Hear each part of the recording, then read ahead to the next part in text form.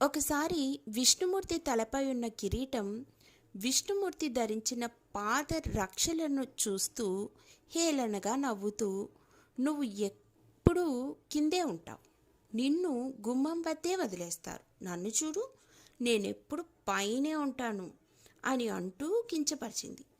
యోగనిద్రలో ఉన్న శ్రీహరి ఇదంతా విని పాదరక్షలతో, పాదుకులారా చింతించకండి, రామావతారంలో మిమ్మల్ని సింహాసనంపై కూర్చోబెట్టి 14 ఏళ్ల రాజ్యపాలన చేయిస్తాను, కిరీటం యొక్క గర్వాన్ని అణచివేస్తాను అని అన్నాడు.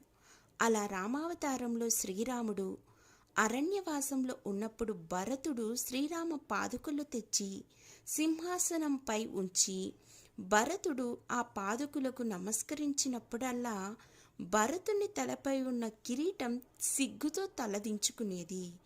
ఎవరిని చిన్నచూపు చూడకూడదు, కాలం ఎప్పుడూ ఒకేలా ఉండదు.